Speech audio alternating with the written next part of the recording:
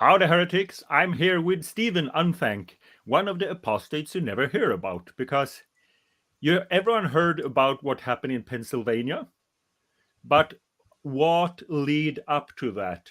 Who took the time to educate the civil servants in how to read all the codes and the secret language in the Elders book and all the loaded language and everything? Who took the time to do that? Was it you, Stephen? It started with Barbara Anderson. Yes. She was the lead in, well, what ultimately led to the grand jury investigation that we're discussing today.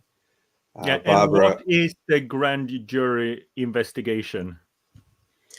Well, the Office of the Attorney General of Pennsylvania in 2019 started a grand jury investigation into the Jehovah's Witnesses and Watchtower Society. And recently, the Attorney General, Josh Shapiro, announced a range of charges against members of the Jehovah's Witnesses religion. Should we watch a short clip from that? That would be a good introduction. And then you can explain how this happened. To announce are deeply disturbing. The allegations hard to imagine, all sharing one common tie. The 19 victims and 4 men who are being charged with sexually violating them are all members of the Jehovah's Witness organization. Most of these defendants used their faith and church to gain access to their victims, to build their trust, and then molested them. Children who have a right to grow up in a safe community, but were defiled by members of their own congregations. Some defendants only looked as far as their own families to commit their abuse.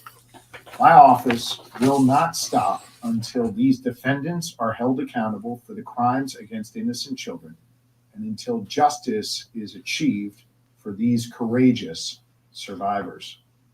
This investigation began with a resource referral from a local district attorney's office back in 2019. So he started. There was a referrer in 2019, and I known about this since 2019. And he known about it since 2019. That probably means that you have been working since 2018, because I think I remember you told me something in London. Is that correct assumption? Very close. The project started in 2017 with discussions between myself and Barbara Anderson. We then spent 6 months putting together a document and evidence in relation to Barbara's discoveries, and also in relation to a number of court cases in the United States. This was then presented to the New York State Attorney General, and that was done via the New York State Legislature. The reason for that is at the time the Attorney General the position had been vacated, so it had to go through a special, statutory requirement in New York for that.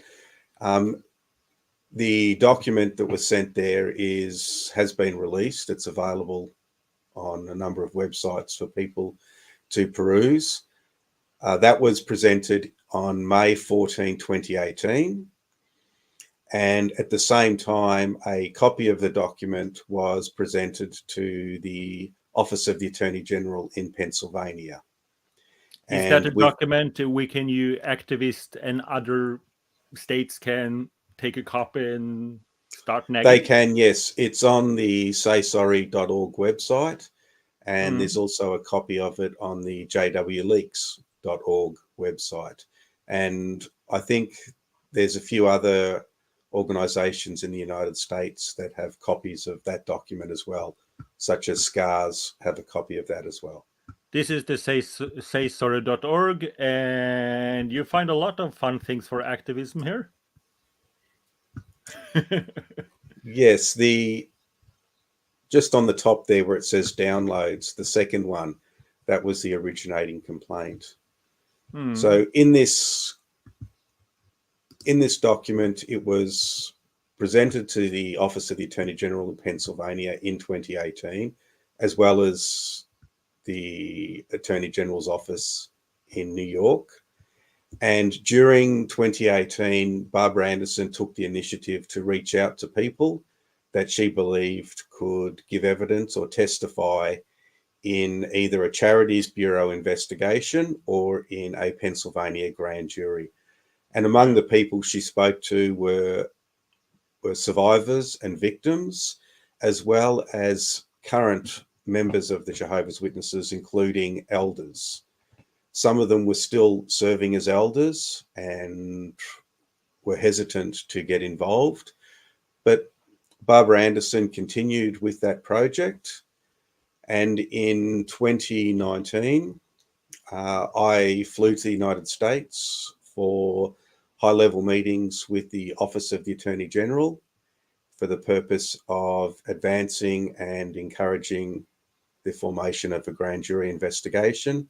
Barbara also met with them. They flew to Barbara's place, that's an investigating team, and spent quite a bit of time with Barbara Anderson.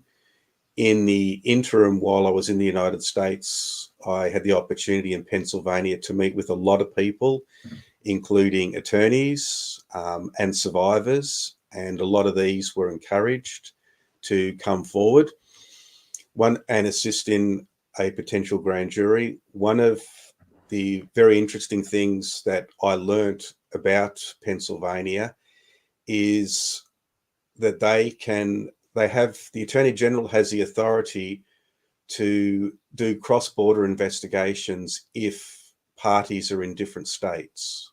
I think they called it a tri-state type investigation, but at the same time, attorneys were encouraging victims that they knew, and Barbara Anderson was encouraging victims to reach out to their local district attorney general's office to make complaints. And together, all of these were then funneled to the Office of the Attorney General. That's to Attorney General Josh Shapiro's office. And it led to the formation of a grand jury, for which a lot of people were involved. Over a course of time, more and more people were called to give evidence. And the results were announced just recently by Josh Shapiro, who has since resigned from his position as Attorney General by reason that he's been elected as the governor of Pennsylvania. So congratulations to him on that. He seems like a serious guy. He is very serious. Like he's factual and he's doing what he's supposed to do. There's no fear mongering. There's no tabloid. It's straight to the point and very. I like him. I'm just going to read this out. He said, active and ongoing, which is his reference to the grand jury. There was a lot of things that he was restricted for obvious reasons in speaking about, and he made mention of that, particularly at the end of his presentation when he was asked by the media whether this matter is across the nation or across the United States. The original document that Barbara Anderson and myself put together revealed the covering up of criminal activities committed by approximately 775 elders in the United States. That's how many the Watchtower Society had on their books that were known to have sexually abused children. So that was a staggering number.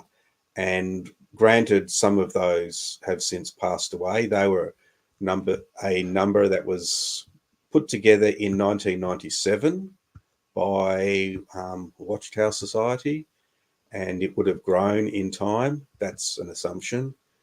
And the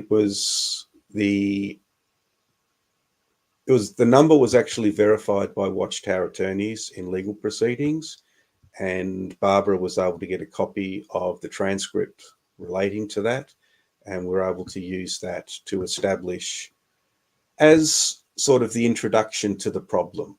Not just there's this case and this case. It was there's over 700 known child molesters who served as elders within the Jehovah's Witnesses.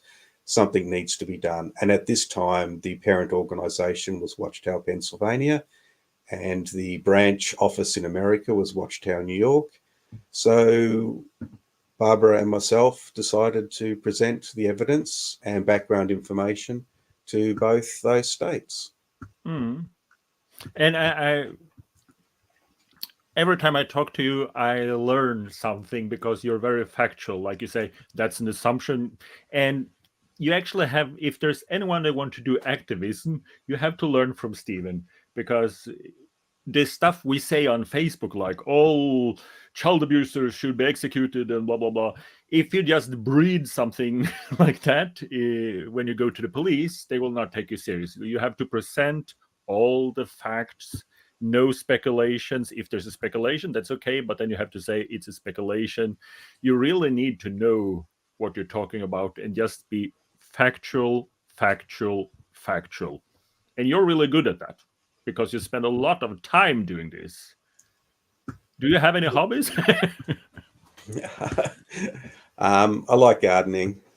Okay. and travel and bushwalking. Yeah, but the point is, I'm really impressed of how much time you spend on your activism and how you strategically work on this, because we can save it for later, but remember the first time we spoke about this, why you start in Pennsylvania. There's some certain tower headquartered in Pennsylvania, so it's a good thing. I don't think there's more abuse in Pennsylvania than in any other state. I hope. I don't know, but I guess since I know you, it's a strategic reason why we're nagging on Pennsylvania.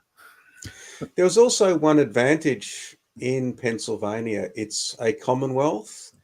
Its system of grand juries was based on the legal system that is in the United Kingdom. So that was adopted. In the UK, they have royal commissions. In Pennsylvania, they have grand juries. So their system of handling and investigating is very similar to the UK system, which is the same as the system in Australia and very similar to the system in Canada. So that made it easy to work with. We could have a strong foundation, well, I could, of how you could go about encouraging an investigation to commence. Yeah. So I see here, it says that the first document you send, it says that you are requesting a special charity bureau investigation into Watchtower Bible and Tract Society of New York in relation to serious allegation of unlawful conduct and the covering up of criminal activities committed by up to 775 United States citizens. So for those of us that don't live in America or England and Australia, could you just explain what is a special charities bureau investigation? Watchtower, If you New would York. explain it like to a 7-year-old, how would you explain it? Okay. Watchtower, New York is a charity. And Yeah. as a charity, they have responsibilities and obligations under law. And we felt that that would be a good avenue to encourage the charity regulators to investigate the Watchtower Corporation, not the religion, it's the corporation. And there's a very, very big difference between the two. The religion is a belief structure that people have. The best way to explain it is what they believe in their heart. And the Jehovah's Witness religion is subject to the Bible, and that's its constitution, its laws. But Watchtower, New York is not a religion. It's not subject to the Bible. It's subject to the laws of the state of New York. And with that comes obligations. And if at any time there's a clash between the directors of Watchtower's belief in the Bible and the directors of Watchtower's obligations under law, then they are not allowed to follow their beliefs in the Bible. They must follow the law. And this is where they're making their mistakes. The governing body is controlling and directing the corporations, and they're not following the laws of the land. So they get held accountable by the laws of the land. When I've been talking to the Norwegian government, you really have to educate them, because all the literature is written in a way that outsiders will understand it one way, but witnesses understand it another way. Like, they always refer to them as law-abiding, law-abiding, law-abiding, law-abiding, and then there's a quotation of Romans, we must obey God more than men. And that is a quote. That is a code for all witnesses know it, that whatever watchtowers say is the law. It goes beyond the law of Norway. But It's a outsiders that strange. read it, Yeah. it sounds like they are super law abiding, like we are law abiding, law abiding, law abiding, and then there's some scripture that word that people don't even look up. But it's a code for do what we tell you, because what we tell you is the law, the real law.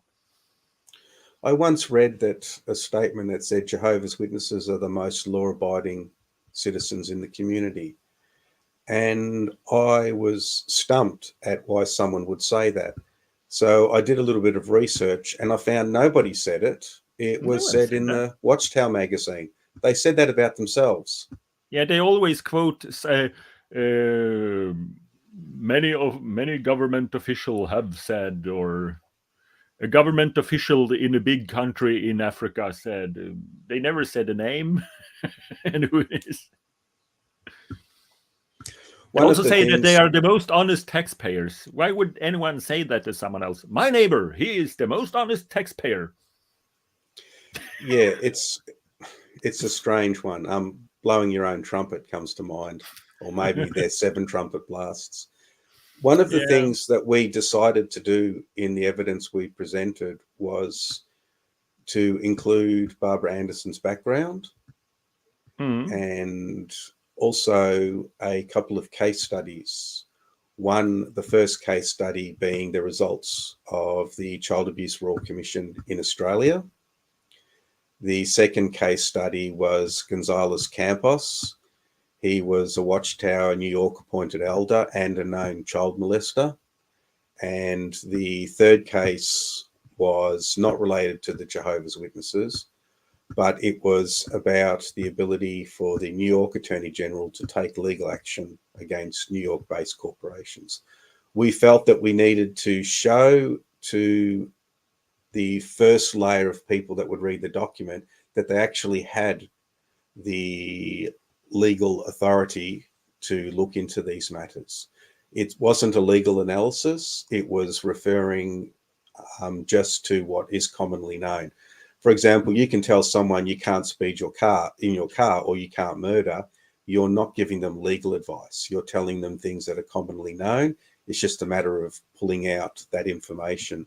So that was part of the submission that we made. And that included a little list of tricks and deflection that Watchtower New York uses to prevent legal action Can against I them just by ask? I various think states. you're playing with your fingers very close to the microphone. I can hear some tick tick tick tick tick. The fans kicked in. Okay. Yes.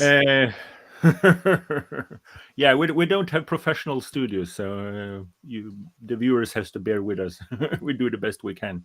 So this guy, he's up very early AM, and I'm up very late PM. So our American viewers can watch prime time. So we're doing it for you. But where will this lead now? Because this is not like you had a complaint that, oh, that guy's an abuser, that guy's an abuser, that's guy an abuser.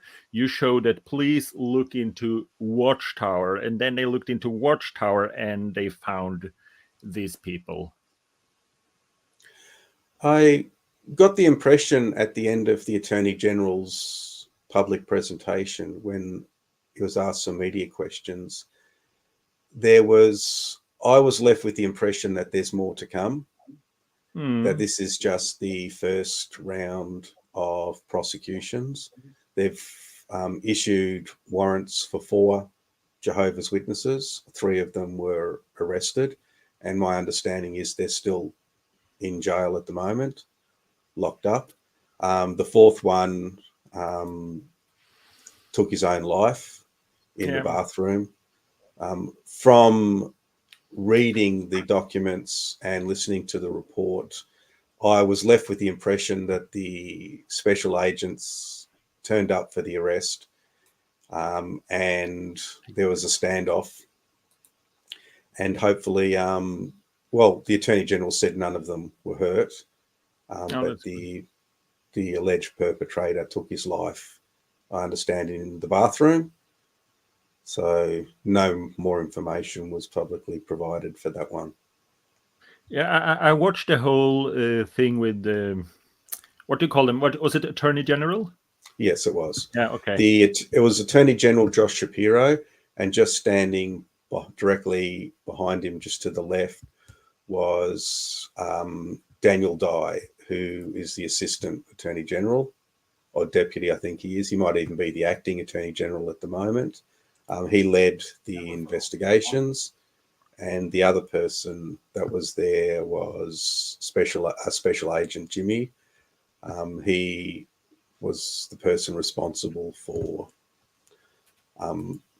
as you see in movies, kicking down the door, so to speak. Yeah. That was this. These are the guys. No, sorry, Jimmy's not there. That was my error. Yeah. No, they mean business, and that's really good. Well, it's every time you meet with government officials, they actually the whole religion thing is difficult to understand, and people quite often they're like, okay, so they raped their children. Yeah, but they have freedom of religion. They can't connect the dots. You know, if I believe that I know about a religion that believes it's okay to steal, they are allowed to believe it's okay to steal. They are not allowed to do it. You know, it's the same with everyone. Jehovah's Witnesses can believe in this or that, but they can't do anything. That is super sticker. Thank you. So no, I'm impressed that you actually got the ball rolling. It's hard work. We have some stuff now. They're looking into things in Norway, and I'm the plaintiff, and they look into how they deal with privacy, because we have the GDPR in Europe, and our data is protected. And Watchtower just lie, but they lie the typical Watchtower lies. So they say, the government asked, do you have a confidential archive? Because the elders book specifically say that when a disfellowship person move, you should not send the confidential file. And Watchtower say, we don't have a secret file.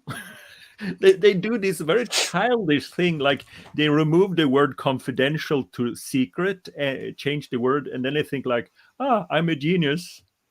I can trick the worldly person because, you know, they're from Satan. They're not as smart as us. And the government know they're full of shit. So I had to educate them in how to talk to Watchtower. So in the last letter they wrote to Watchtower, which Watchtower haven't answered. So they're basically up until now, unless they are pleading the fifth. But they said, we demand a secular explanation without scriptures and religious arguments. Because Watchtower just make mumbo jumbo, and then they feel like, well, you are persecuting us. So It's really an interesting like, thing. It's like doing legal stuff with Watchtower is like dressing a toddler. Yeah. Yep, I understand what you mean there. It would be a very hard thing for the Jehovah's Witnesses in Norway to try and hide their collecting of information on people when you consider the Shepherd, the Flock of God book actually contains a lot of information in there about maintaining and keeping records, excuse me, about sharing records. The Shepherd book is in Norwegian. Yep. And there's not other countries outside of Norway that speak Norwegian. So the book is very easy to establish and prove that it's circumstantial evidence. This is Norway we're talking about. Yeah. It's not South Korea, where the copyright of the book is owned by Watchtower South Korea. It's not the United States, where it's published by a Christian congregation. It's Norway. It applies. Yeah. But still, they try to write it the typical Watchtower thing. So in the Elders book, when they come to CSA, it starts with, from my memory now, translated from Norwegian. So it's not an actual quotation, but it starts with something like, in some countries, there may or may not be legislation that you may or may not be inquired to follow the law. And as Jehovah's Witnesses, we always blah, blah, blah, follow the law. It's like a paragraph that to make it sound very like, oh, if there's a, but it's written for the Norwegian market. So it's just a fluffy paragraph to make it sound nice. It would be much better when it's for the Norwegian market to say, in Norway, we have the Norwegian legislation and you must follow that. Instead, it's first a paragraph about, in some countries, never mention Norway. And then it comes to the point where you should, thank you, you should call Bethel first. And then there's the quotation from Romans that you should obey God's law more than human law. So basically, it sounds when you read it for the first time like, oh, these are really law-abiding people prepared for anything that could happen on any country except Norway. Well, in fact, it's written for Norway, and it basically say you should follow the law, and that might mean anything they say on the service desk in. Well, they actually moved it to Denmark now, so we have a Danish Bethel for Scandinavia. I don't know, they're closing down. They closed the Swedish Bethel in Arboga, and they closed the Norwegian and moved it to Denmark. The Finnish Bethel is still running. Why do you think they still have the Finnish Bethel? Oh, I've not even given that any consideration. It's a backup branch for Russia. Yes, actually, that does make sense now. Mark Sanderson of the governing body frequently visits Finland to give talks and encourage his followers. You want me to tell you about the theocratic, since we talk about Finland? This is kind of off topic, but it's still fun. I can tell you about a miracle that clearly showed that Jehovah supports the organization, and that's the Finnish Bethel. When they were building it, and they would have this, we would be called into meetings where I grew up in Sweden, where they would tell us encouraging stories about the construction. It was a fundraiser. I know that now. It was like spiritual food about construction. But it was basically a fundraiser. But what they were telling us all the time on these fundraisers about the Bethel in Finland was that we are building, it was like this. The Finnish brother were doing a blueprint for the building, and then the governing body come and say, no, you have to build it much bigger, because we know when Jehovah open up in Russia, we will need the extra space. So it's basically a business competition, but decision, When the market increase, we're prepared for future growth. But they say like the governing body came in. But then when Russia opened up, we were told the same story, but from a total different angle. Then they watched how the Bethel would tell us this story. When they built the Finnish branch, no one knew why it was so big. No one knew. No one had any thought about it. But then, when Jehovah opened up the work in Russia, we realized. They told the story the second time like it was a real-life miracle that no one knew about it. But when they were begging for our money, they told us the reason why we're building it so big is because Russia will open up sooner or later. But then the second time, no one knew. I love the cherry-picking miracles they have. Anyway, that was off topic. Yes. So, Barbara, I see she's still working with this. Are you just putting down your tools and allow the worldly people to do the rest, or are you pushing? There are a number of little projects that are currently underway in different jurisdictions around the world, including in the United States and Australia. and in Britain that Barbara Anderson has been contributing to, and that I've been contributing to as well. They're not public at the moment, but in many instances, because of COVID, the projects have we've had to kick them down the road, like you kick a can down the road, just keep them tumbling along a little bit.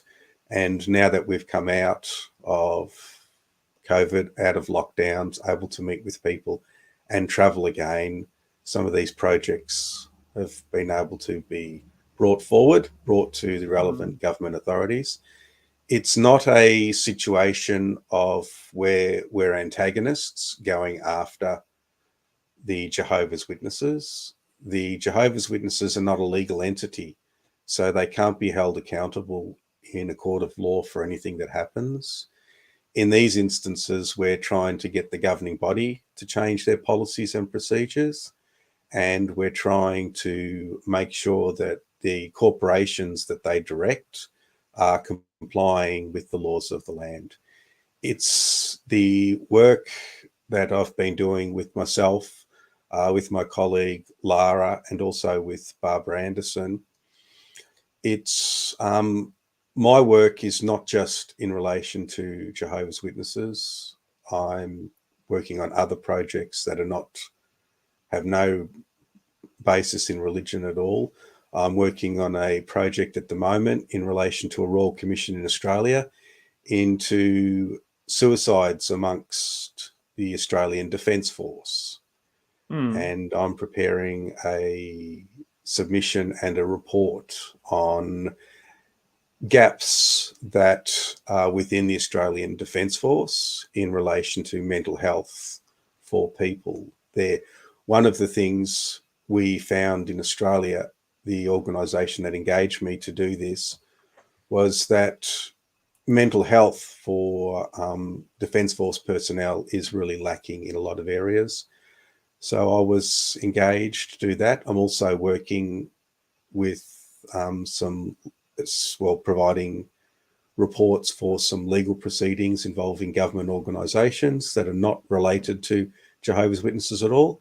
But one of my life-driving interests is matters pertaining to Jehovah's Witnesses, by reason that I grew up within the Jehovah's Witnesses religion.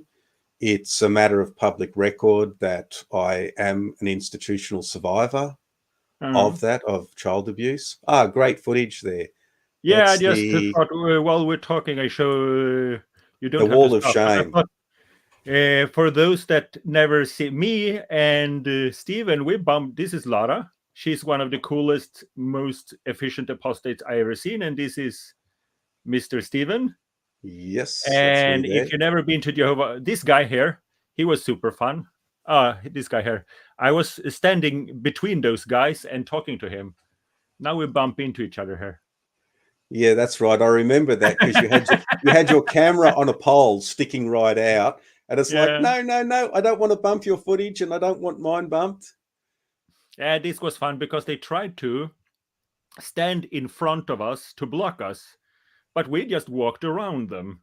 And this is kind of the worst general ever that took the witnesses out there, because he didn't have any plan more than stand in front of us. So when we moved around them, the lovely watchtower goons, they didn't know anything about. There's a lot of footage.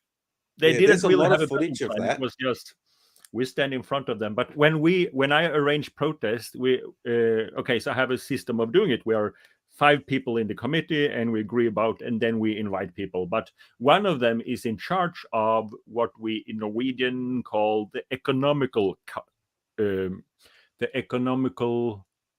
map. I don't know.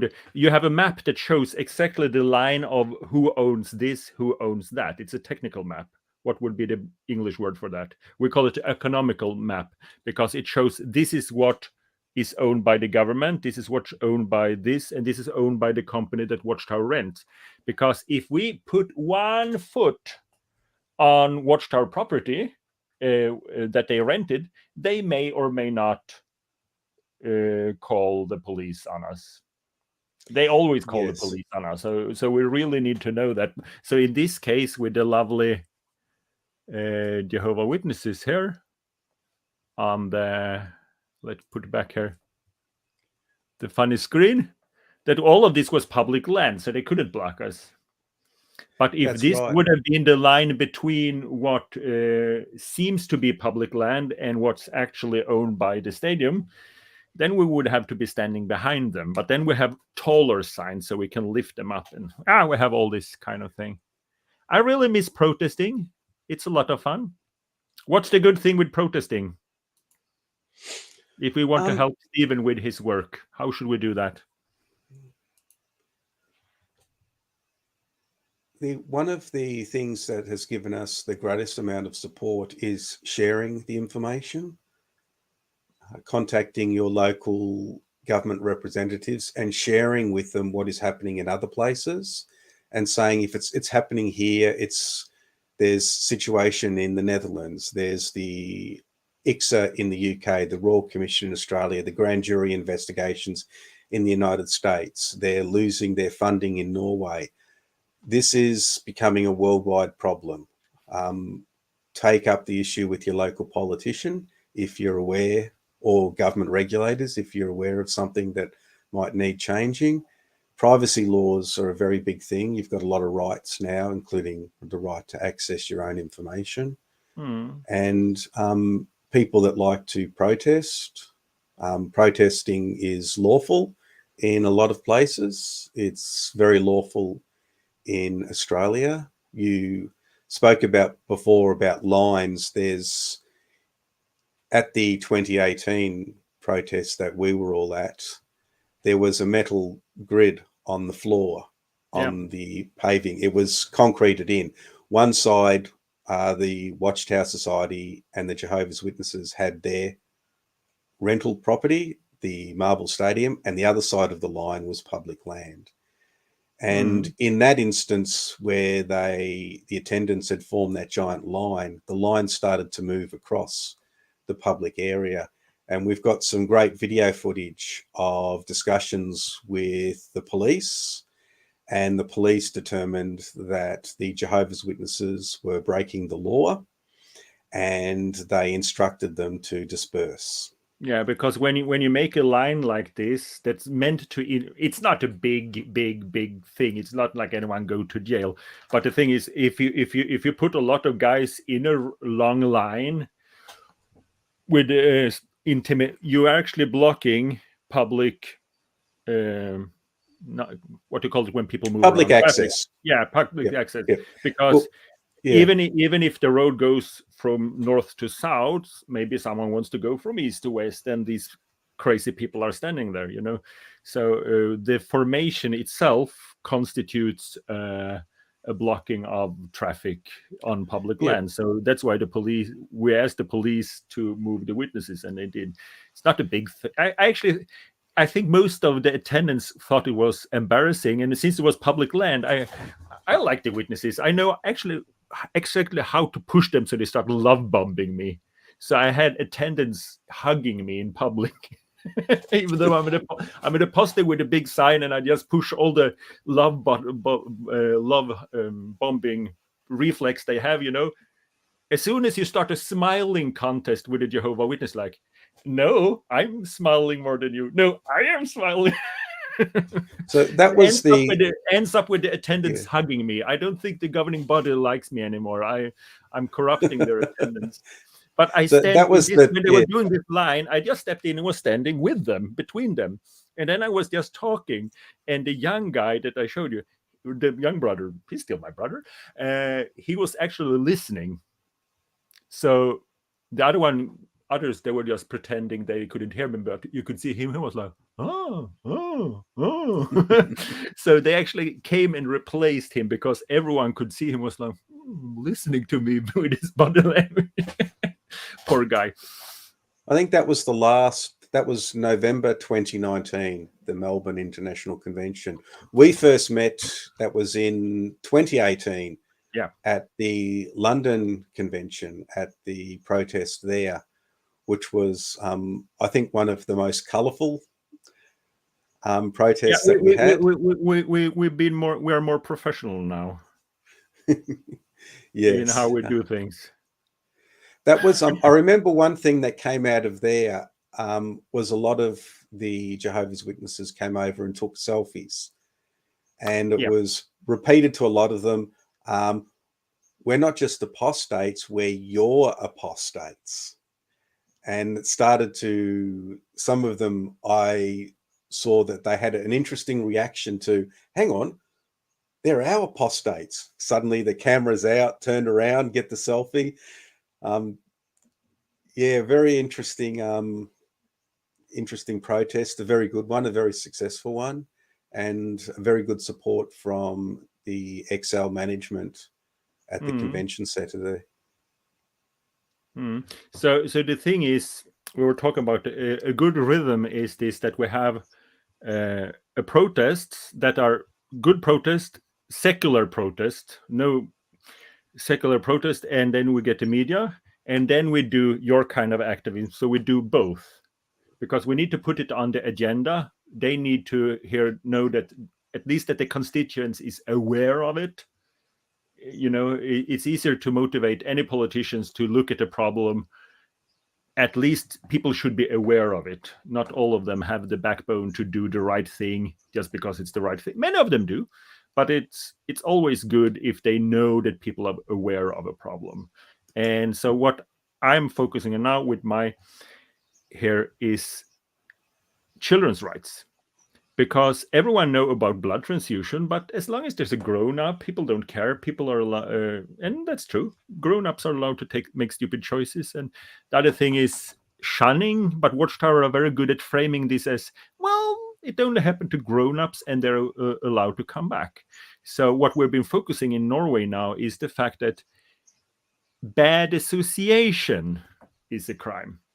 So if you've never been a Jehovah's Witness, they have several ways of shunning.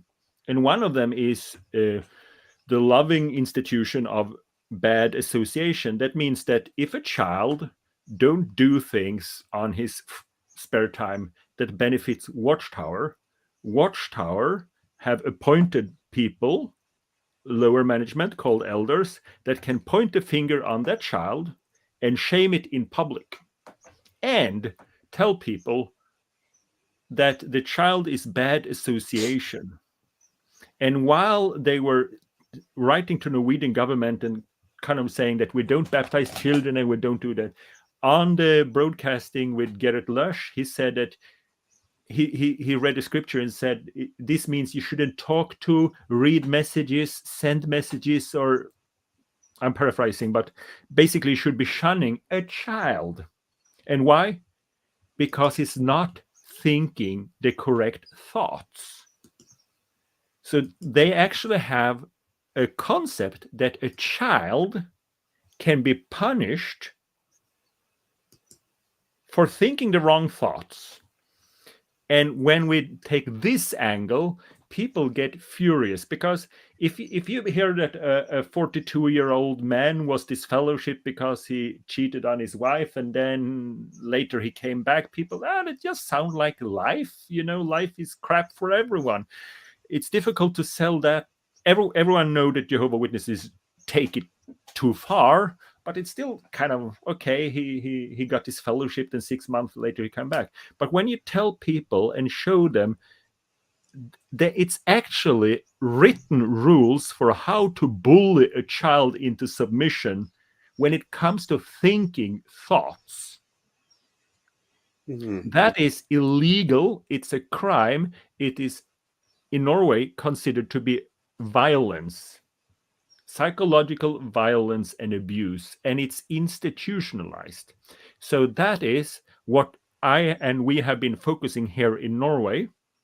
And when you see Watchtower now, they are actually buying themselves in other countries airtime to talk about, as Jehovah's Witnesses, we're so worried about children being bullied. We actually got them to be reactive. If you follow, when there's a war like in Ukraine, they talk about who has the initiative. One has the initiative, and the other one is have to run or defend or dig or do. So one is pushing, the other one is just have to react. One has the initiative, and one is reacting. And when it comes to this now, Watchtower is Offense, defense. reacting. Yeah, Watchtower is reacting. They're buying themselves time, airtime. They're trying to, we're against bullying. It's because we have started telling everyone how they bully children. So that is the theme of the 20. Well, if you watch this and you want to have a protest that says my Jesus is better than Watchtower Jesus, good for you. You can have your own protest. I'm not telling other people that they can't have protest, but the hashtag all religions must protest, and we want to have several, and we can connect, and we get much better momentum, and we will be focusing on that Watchtower is bullying children that don't want to be Jehovah's Witnesses. If you're a child and you want to be Jehovah's Witness, I have no problem with that.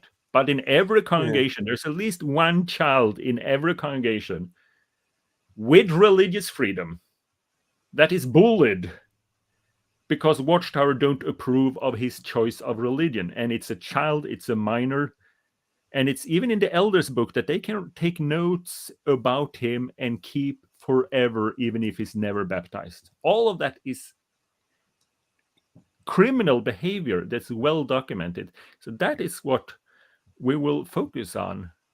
And they don't have an answer for that. In Australia, it's not in the reasoning book or anything. In Australia, we call it coercive control. Yeah.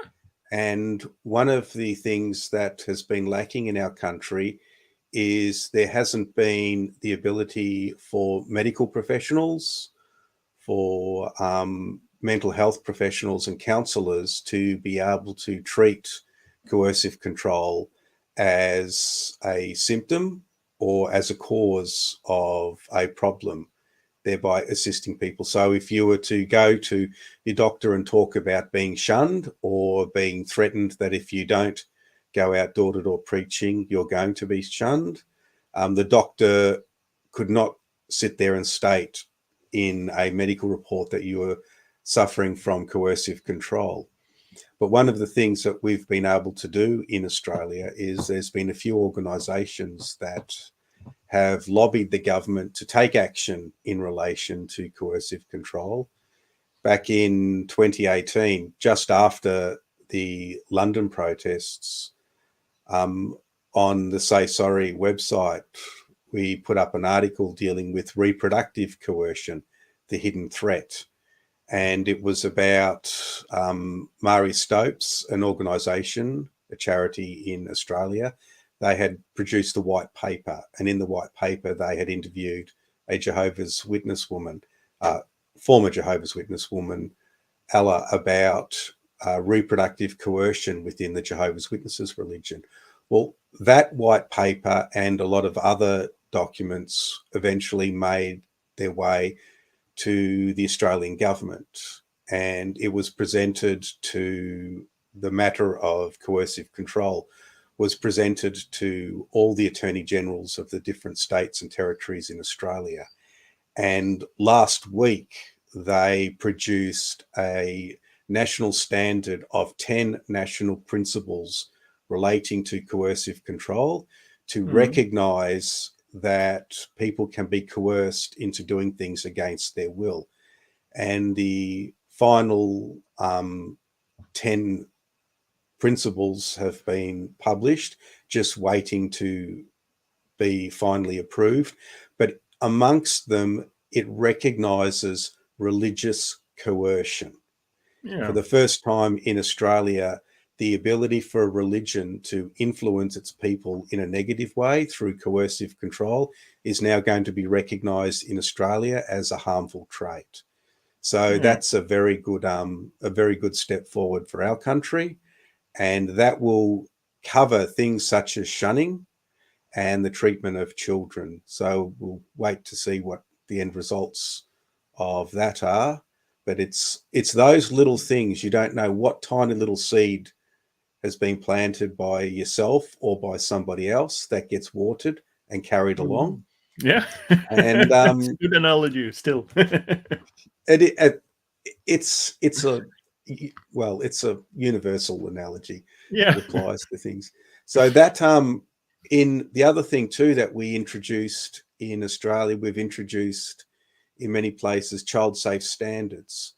And one of the things that there's a very big focus on is emotional and psychological abuse of children. And if you've got a child that's being shunned in a congregation, then that is now being considered in our country as an act of child abuse. So Yes. it's something to very carefully consider, because the Jehovah's Witnesses state that they don't work with children. They don't separate children from parents. Which is a lie. Well, yes, it's not true, but that's the way that they want to believe that they operate. So that now places an extra layer of responsibility on them. If a child in a congregation was being shunned, the elders now have to report it to the authorities, because it doesn't happen because a child can't be a member of the congregation. A child can't be anything. So therefore but it falls in a lot of areas in Australia, not on the congregation as a religious element, but on the charity as a charity with tax benefits. That's where.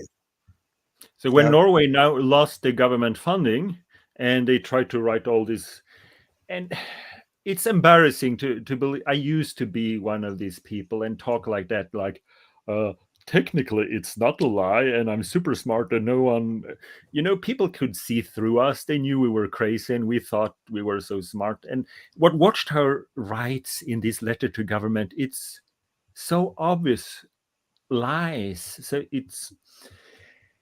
they write like, they say, we don't baptize children. That's a lie. But then later they try to, it's up to the elders to decide who's a child or not. No, not on a government paper when you ask for $1.5 million to redefine the 18 years of age. And then when we pushed on this, and they started writing, we cannot rule out the possibility that a person under the age of 12 have been baptized.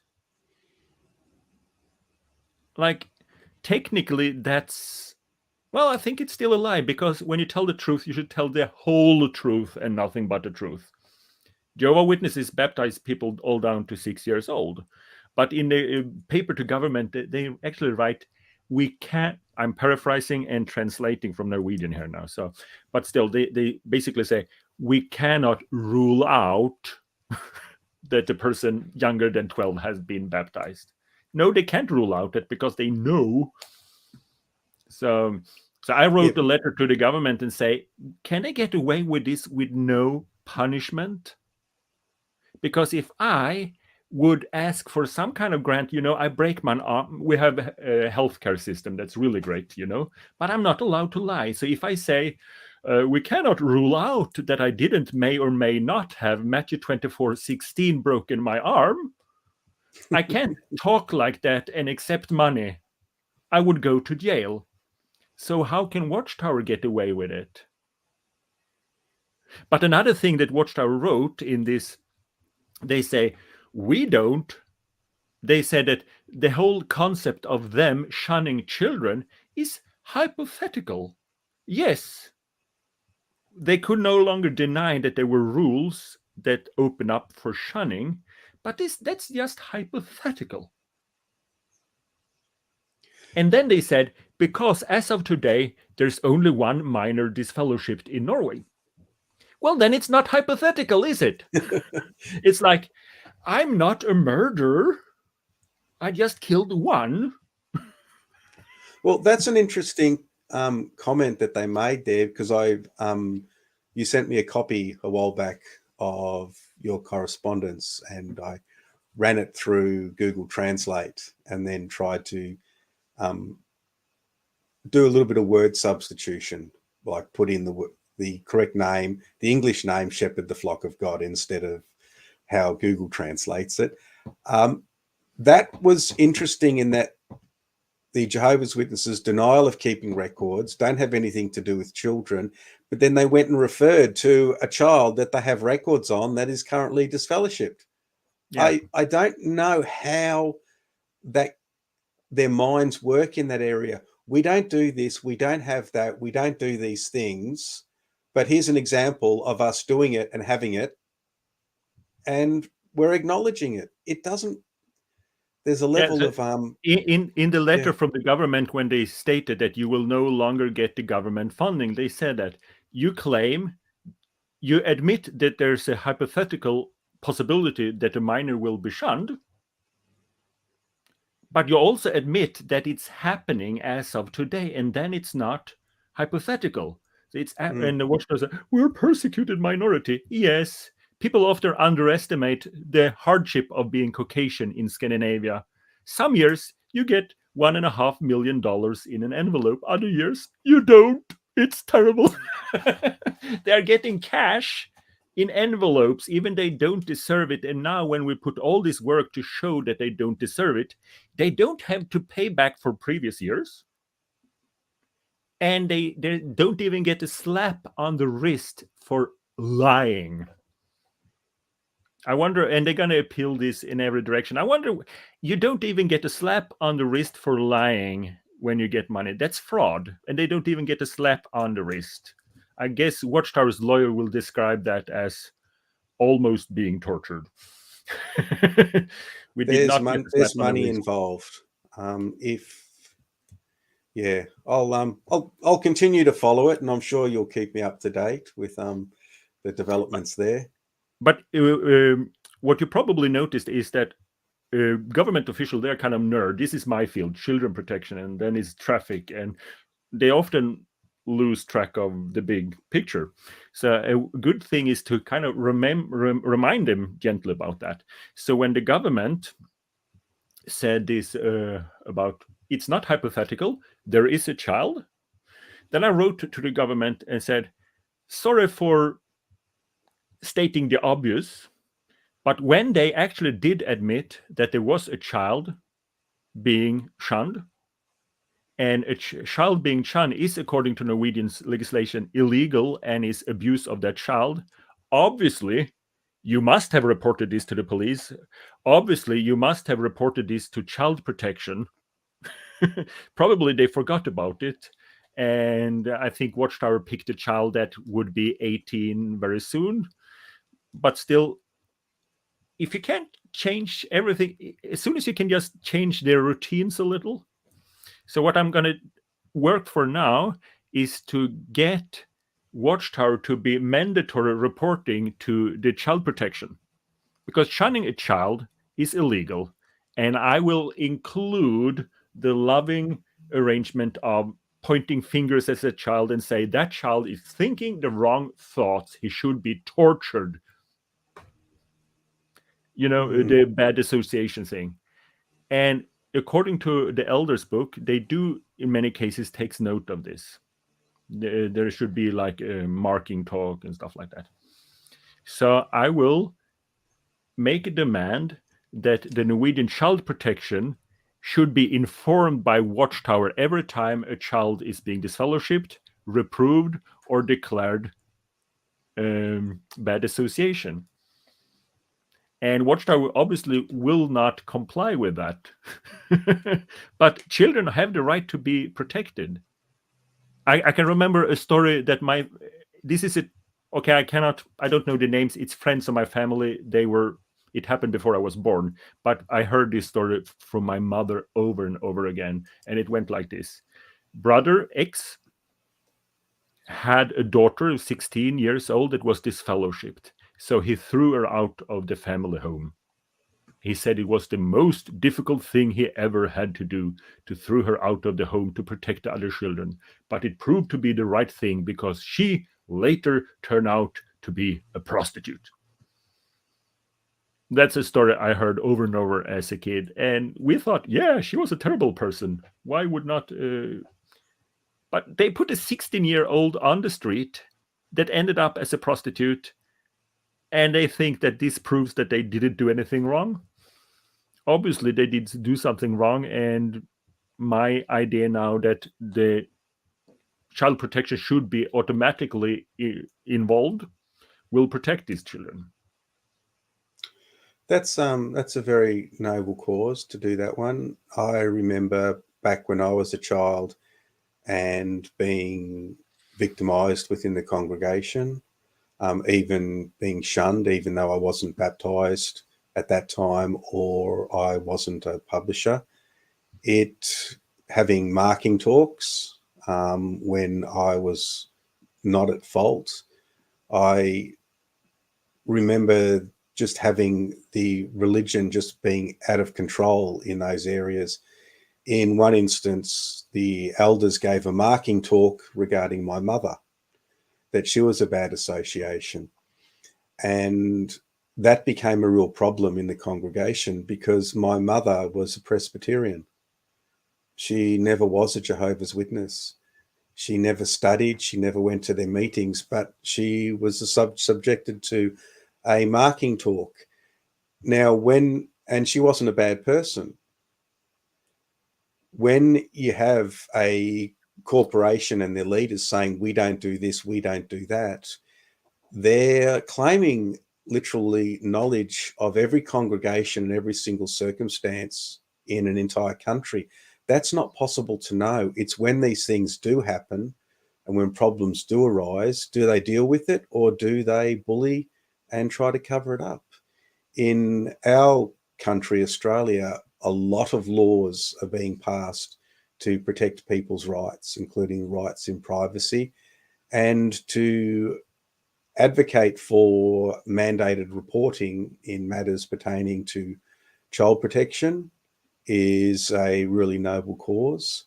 In bringing to the attention of the government issues that affect yourself personally is also the right thing to do. Watchtower do that themselves. They're often,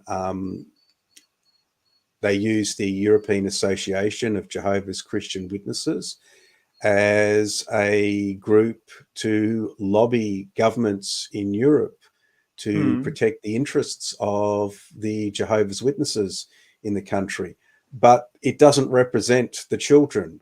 They don't represent the children. They only represent adults.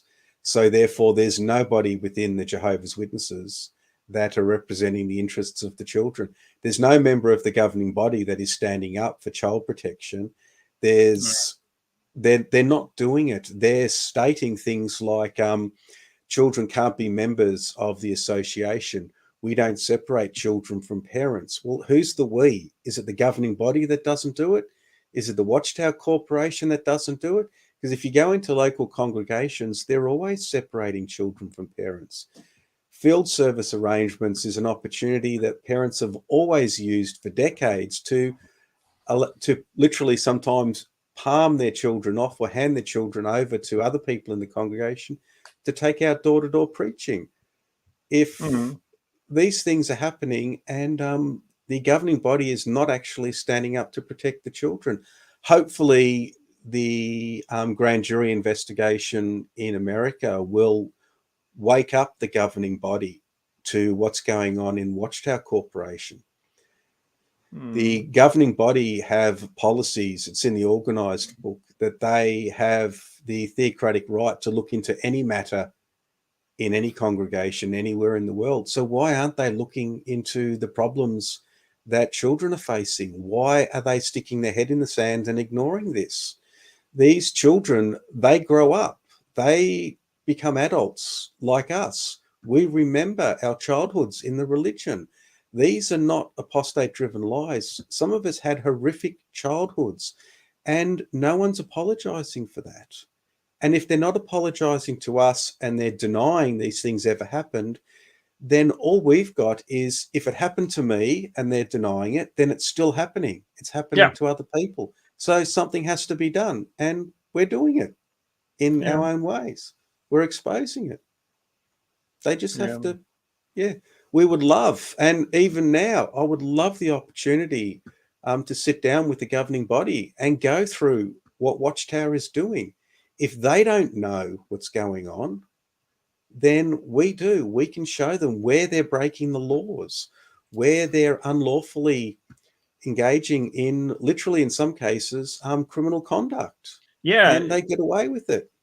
I'm kind of flabbergasted. The more you read just how they're just running a criminal organization that doesn't go some criminal organization, they're like, we're the mob, you know it, we know it, shut up or we kill you. And then you have Watchtower, no, we're not criminal, do everything that's illegal except pointing a gun at someone.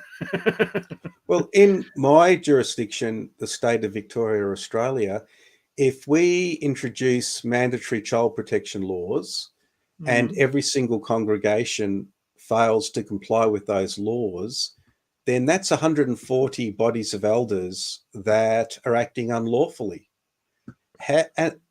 Who tells the governing body? The branch committee don't, because they don't want to acknowledge that they've made another mistake. And we're battling this problem in Australia where they're non-complying with so many laws. It's at the point where it's just becoming an absolute joke. And it's becoming really serious. In a democracy, we don't shoot the messenger.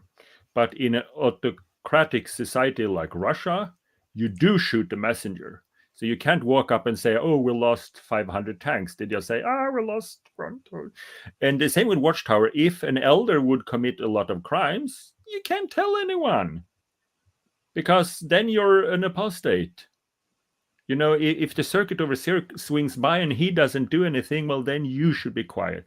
But the reason why he doesn't do anything is because it will look bad for him. So maybe he can just get a new circuit and the next guy have to deal with it. You don't have a free flow of criticism in an autocratic society. That's why they fall down. That's why they lose. That's why they start war and lose war. And a Watchtower very much the same. You're not allowed to criticize, and then problem grow. Or what do you think? Yeah, it's a theocracy. If an theocracy. elder knew that he would not be punished in any way, shape, or form for speaking out, if it were you were encouraged to speak out, and something happened in an Australian congregation in Victoria, and he knew, I can raise my hand in a meeting, I can call to Bethel. Worst case scenario, I can go to the newspaper and say, we have a problem, and fix the problem. I'm pretty sure that then elders would speak up, but they can't. I was in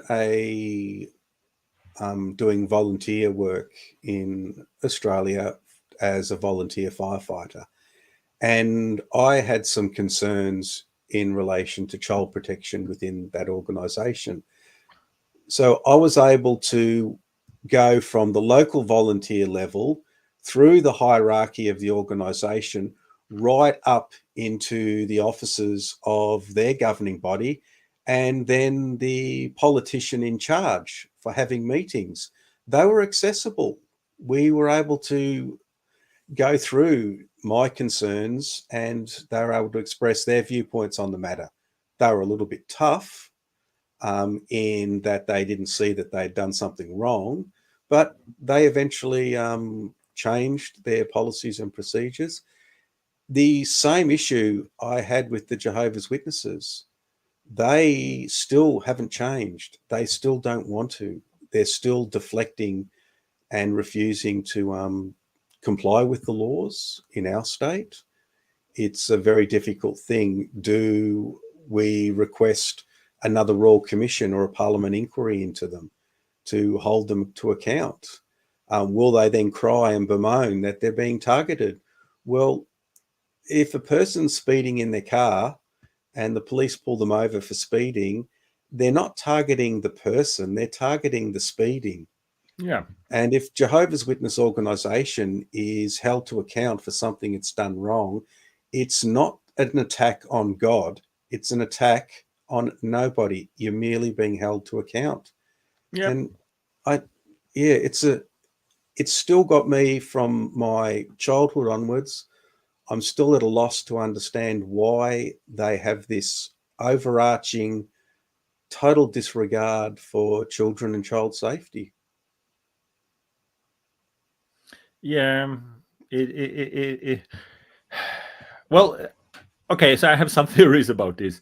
The whole concept of God's gonna wipe away every tear, that's ingrained in their mind. And when you believe that, like the whole world is gonna end, and God's gonna kill everyone, including everyone in your congregation, if there's something wrong, because the Holy Spirit will depart from the congregation. So if brother 12-year-old masturbates and the elders don't take action, then God might kill everyone. So you're living in this constant fear. However, everything, he will wipe away every tear. So when a kid have a problem, it's like, you'll be in paradise soon. And, grown-up problem, things that might tarnish the brand Watchtower, that makes Watchtower look bad.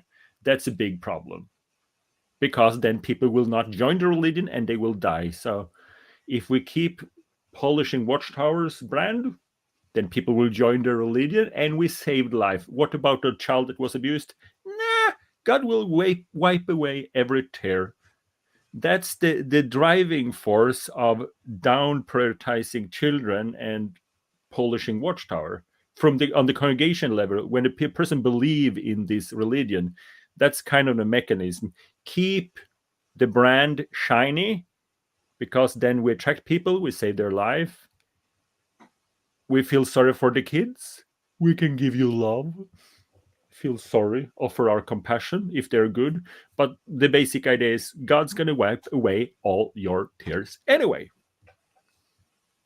So whatever happened to the kid is not a real problem, because everything will be fluffy and duffy and wonderful. Right here, right now, the most important thing is to save people's life, aka make Watchtower look good. I think that's the whole driving mechanism. At least it was with my crazy father and me when I was a crazy person. From Watchtower, it's just they found out this works for us, so I don't think they even put some thought into it. It's just. I had a situation where I was young. I was with my father and talking to a couple of elders in my congregation when I was a child.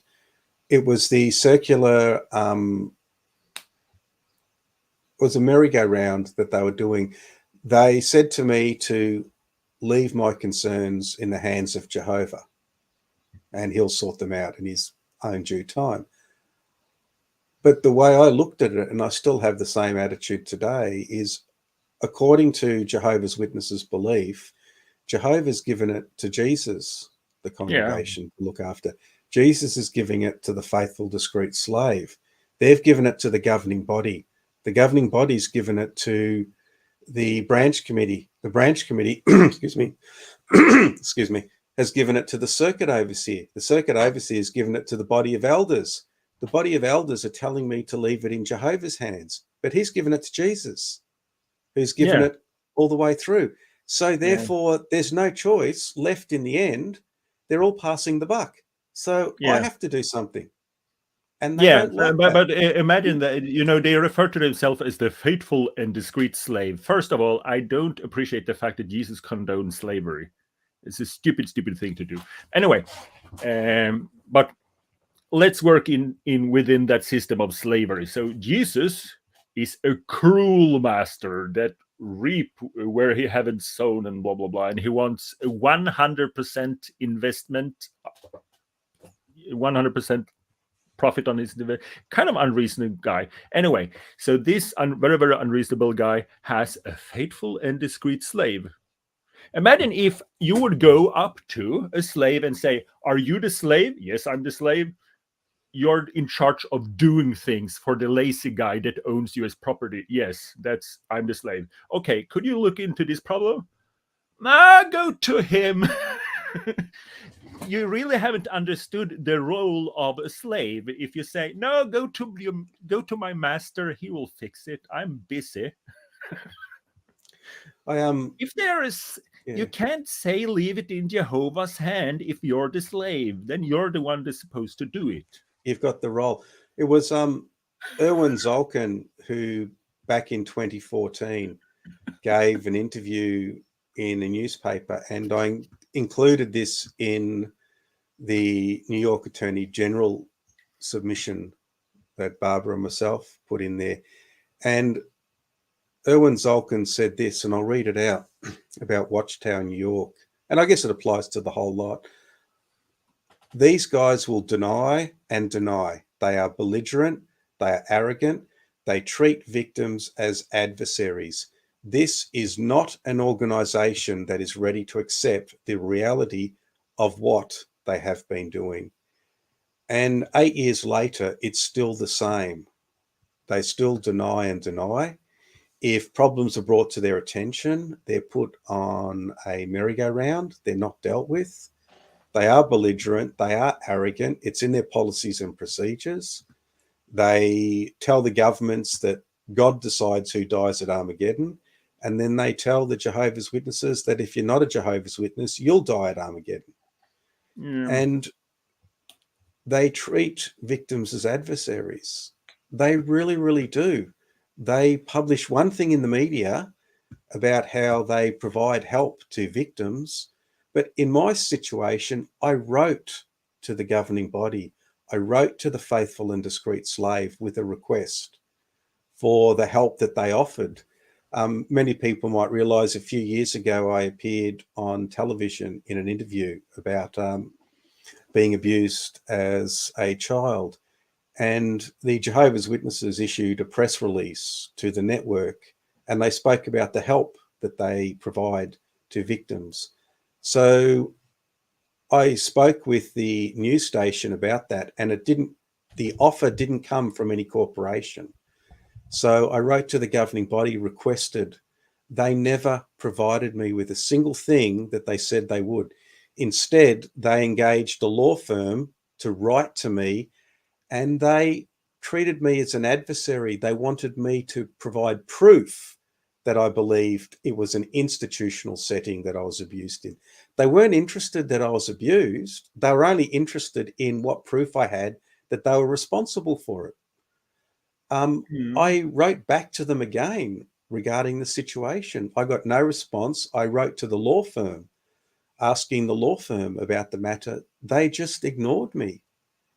And it's really sad. They treat us as the enemy when I'm writing to them about what happened to me as a child. I'm not writing to them about what happened to me as an adult. Their response is their response to the child, the way they treat the child. The governing body can say, oh, they're not personally responsible. They weren't the members of the governing body back then. Well, then accept that and say you weren't, and then help. But they're not. And in this situation, I'm still prepared to assist people like Barbara Anderson to get her information into the appropriate law enforcement agencies to show these things. I'm living day to day in a situation where they're literally up against me. I call it corporate stalking. They're just following you continually and keeping track on what you're doing. And they don't want to get together to sort out what happened to me. And if they're not doing that to me, then I have the knowledge they're not doing it for other people, and they still have to be held to account for that. So I'll keep going until I get my justice. Yeah. I remember first time I met you and Laura in London, and okay, so first time out among apostates, it was so much fun.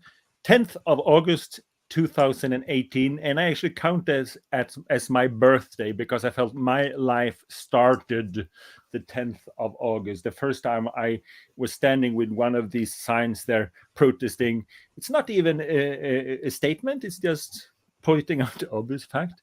But I remember Laura said about Watchtower, she looked at me and said, remember, everything they do is about money. And I'm like, no, it's a loving organization with some flaws. And now I know everything they do is from a business perspective. When you're on Bethel level, everything is business. There's no religion more than to motivate Bethelites to work for free. But other than that, it's 100% business. And then she also said, like, you need a safe for your documents. I thought, no, she's only paranoid. And well, now I know there's some documents missing. I actually believe someone stole them, but I don't know who did. But my Watchtower documents disappeared. So now I have a safe. But I don't know. I cannot point any fingers. But what I do know is that Watchtower is not so nice as it's kind of, they just, we're above the law. If you heard about, if you have a cinema, there are different rules than if you serve popcorn in your own home. If you have a cinema, the health inspectors have to look at your popcorn, the fire department has to look at your exit, and a media thing has to look at, are those movies suitable for children, because a cinema is a public place. So when Watchtower show pictures, they need to get them approved, and they actually did that once. And back in the day, when Watchtower made one video every decade, and they were super law abiding, and it wasn't doomsday propaganda, they went and got this approved so they can show it in Kingdom Hall. So they know about the legislation. But then when they started making these things that are not appropriate for children, we got them a guy that was in charge, the chairman of a convention. So he was in court all the way up to the Supreme Court, and they said no, he got a fine, like 1 month's salary, for showing R-rated movies, because they are, if you don't get them approved, you can still show them on a cinema, but then they are automatically R-rated. And so Watchtower lost this in the Supreme Court. It was all over media, and you know what they do? They just continue. Every week in every Kingdom Hall, they commit that crime. They lost in the Supreme Court, and they just keep doing it. Yeah. One of the things I've always found bizarre, well, they don't acknowledge their errors, and they can't move forward. When we first met at the London protest, I've just pulled up a document from that there. We all presented a resolution was presented by the protest committee. That was Lara Kaput, Louise Good, Jessica Moon, and Neil Gardner. And in the resolution, we made a few requests to the governing body. And point 7, it said, and I'll read just a couple of these short ones out. We implore the governing body of Jehovah's Witnesses to stand up and bear witness by acknowledging the pain and suffering of these known children, abused children, and all child sexual abuse victims within the religion of Jehovah's Witnesses worldwide. And we invite the governing body of Jehovah's Witnesses to be courageous and say sorry to all child abuse victims from within the Jehovah's Witnesses, past and present, some of whom are here today adopting this resolution, so that they and us may heal as we still hurt. Yeah. They're still not saying sorry. They're denying anything ever happened. They have a principle that they never apologize, which is a very weird principle for a Bible-based, principle-based, loving-based religion, that we never apologize. So the governing body plan to be in heaven and rule. Yeah. You imagine a situation where you've got a group of men that have no recorded history of ever acknowledging anything being done wrong, never saying sorry for a single thing that was done on their watch. It's mind-boggling. If they believe in God, there's no way by his own principles that he would ever accept them as rulers in heaven with him, with an attitude like that. They need to get their act together. They need to start meeting with representatives of child abuse survivors, and they need to listen. Don't treat us as the enemy. We're not the enemy. don't make us out to be scapegoats for their own failings. They failed us. They're still failing us. They're hurting us, and we're still hurt.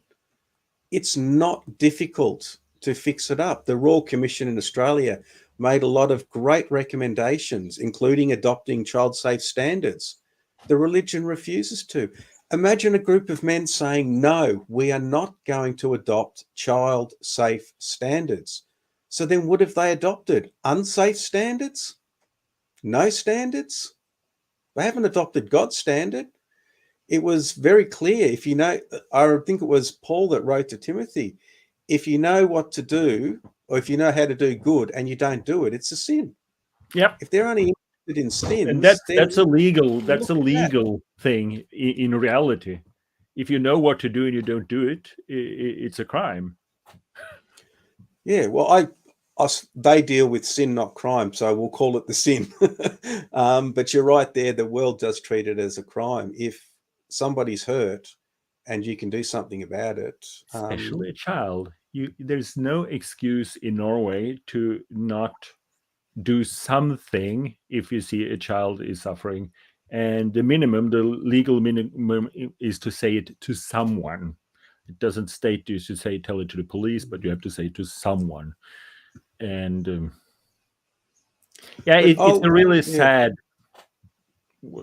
I love the witnesses. I think they just deserve a better cult leaders. It could be a happy delusion. They go into the kingdom hall, they talk about lions, and they go home. Good for them. Huh?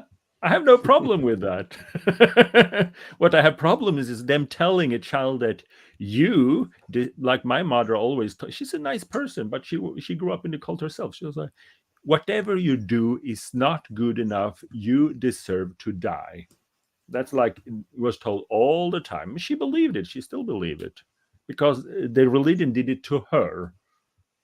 It's a narcissistic abuse relationship, and you don't understand it before you leave. And why can't I just sit in the happy box with no windows and talk about lions? I'm okay with that. Lions and vegan food for eternity. I think actually we can change because we used to get beatings all the time in Sweden in the kingdom halls. It was like that's what they do. We got beatings all the time. And then Sweden was the first country that changed the legislation that you're not allowed to beat children. And little by little, witnesses had to stop, not because they think the Bible new understanding, it's just because they could be sued. So activists actually changed a doctrine. We did. Well, not me. I was a child then. I was the one being beaten. But activists changed the Jehovah Witness doctrine. And they don't longer have the doctrine that you're obligated to beat your children. It was changed as a chain reaction by Swedish activists. Wordly. I So we remember can give them a better cult. Yeah, Jeffrey Jackson of the governing body, he was asked about corporal punishment for children and during the Australian Child Abuse Royal Commission. And he did his best to try and deflect it by saying that he wouldn't do it himself. But it was interesting. I had the opportunity once to look through the bundle of documents that the Royal Commission received in relation to physically hitting your children.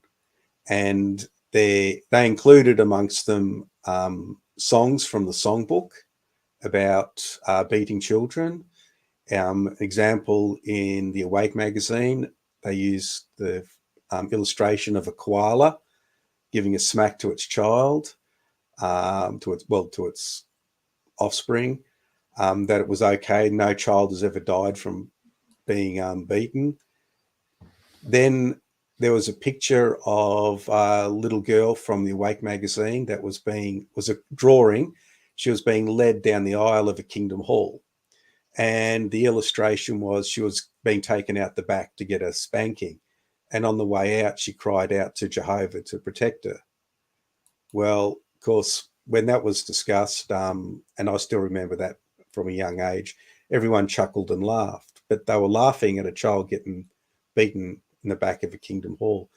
These things were all brought to the attention of the Royal Commission, and they raised it with Jeffrey Jackson as part of the culture that the religion has. Well, children were also physically disciplined at school, and I remember that. I remember it because I was physically disciplined for something that actually I didn't do. That's why I still remember it as an adult. I don't remember being disciplined for anything I deserved. Therefore, I probably did nothing wrong, but I doubt it. The governments and the education departments all acknowledge that they did those things and they were wrong, and they've rectified it and moved on. But the Jehovah's Witnesses don't acknowledge it. They don't say that it was wrong. They use, we don't physically discipline children, or parents don't. They still do. It's one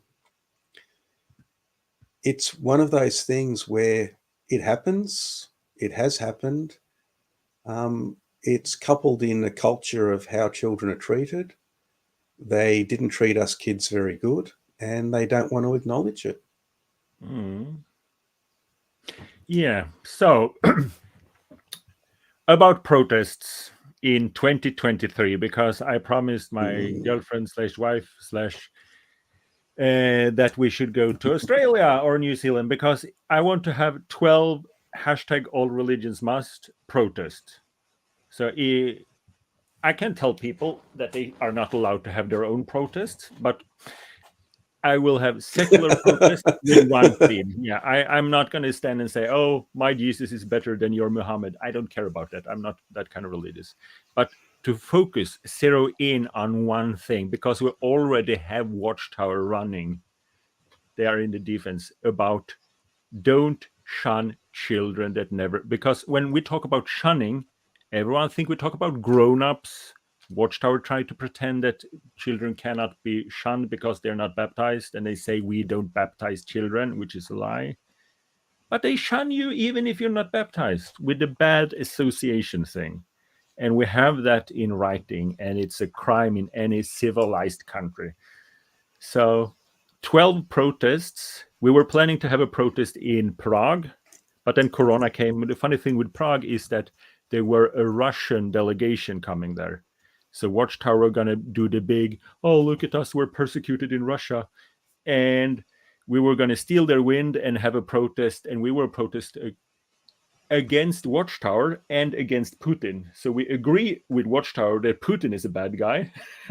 But then we also agree with Putin that Watchtower is a... So I never protest against Jehovah's Witnesses. I protest against Watchtower. That's why their tenants love me. But so let's see if they have it in Prague. Then I will focus on the one in Prague, because that's a good way to get media attention when Watchtower try to buy all their time to portray themselves as persecuted. And I can just tap into that for free. But you live on the wrong side of the planet. That's why Australia and New Zealand is so good. It's easy. It's difficult to fit 12 protests. So you can have 2 in the winter, like our winter. That's perfect. So you have any plan for protesting? Have you found a location yet for 2023? I haven't even given it any consideration. You're lazy. That's the problem with the apostates nowadays. You just...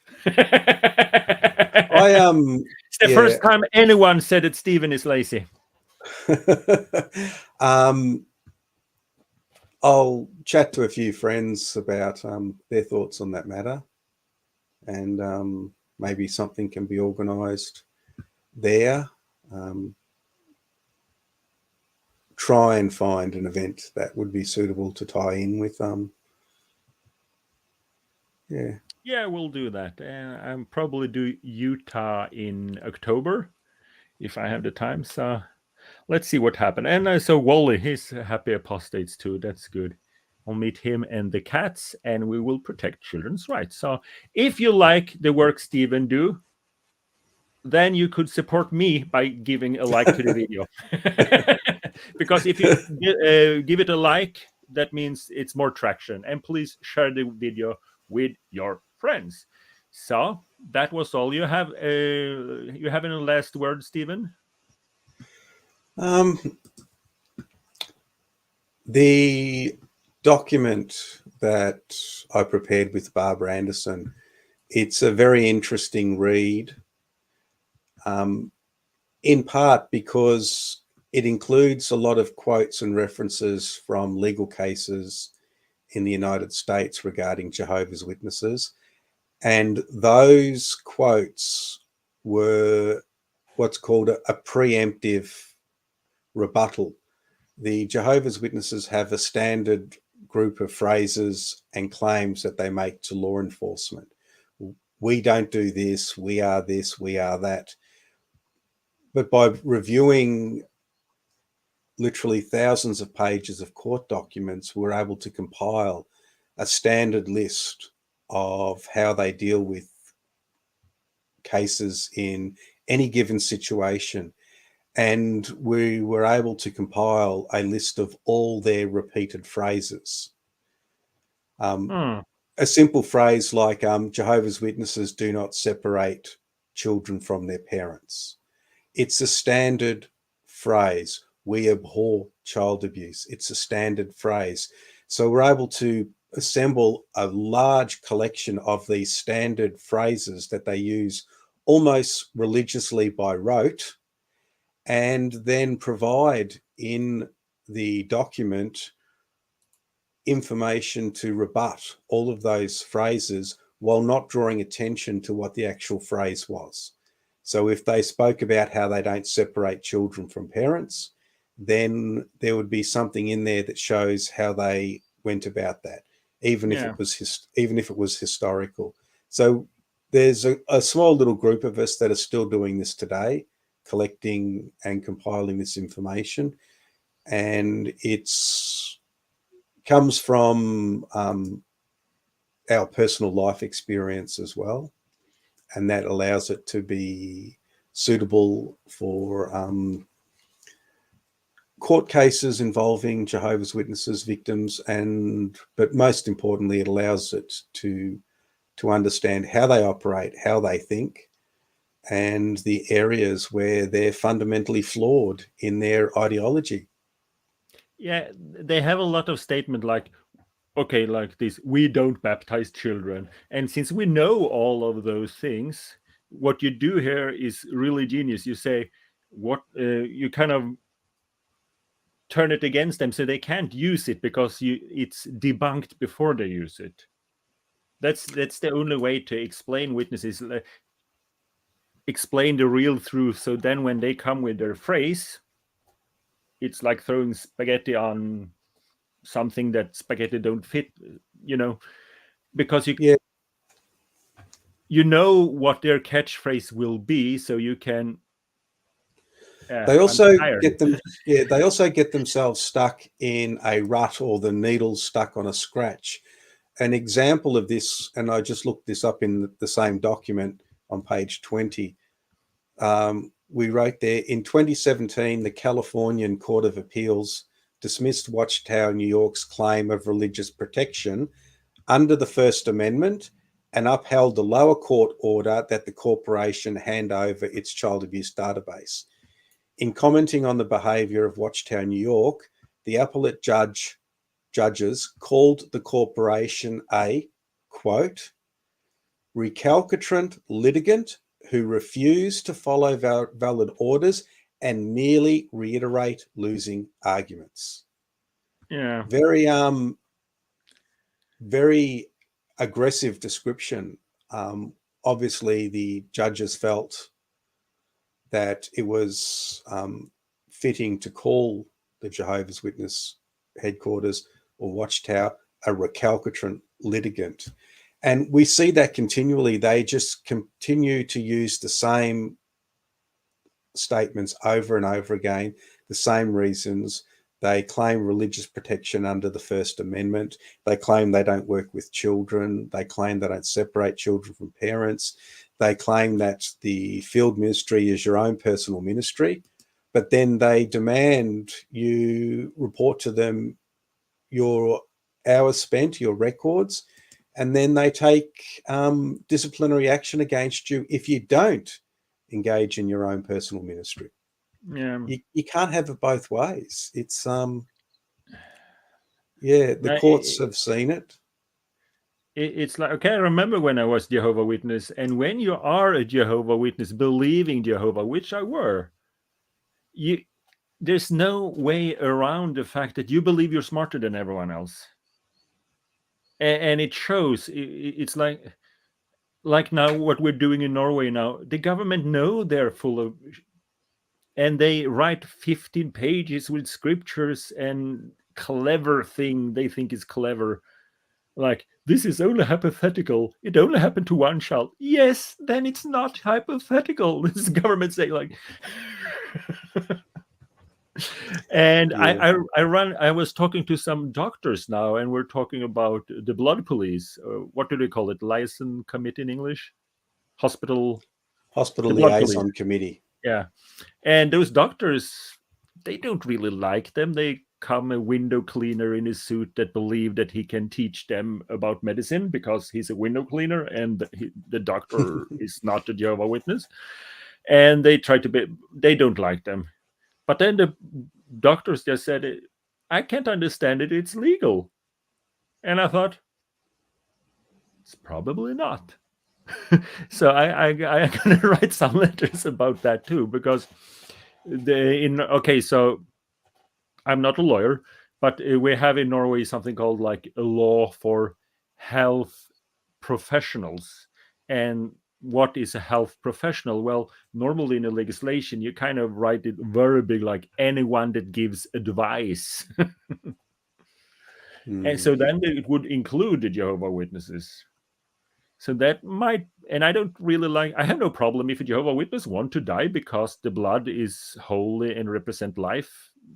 That's his choice. But there is a strong element of coercion when they show up and say, please sign this paper. Otherwise, we might have to tell your local elders that you have an attitude.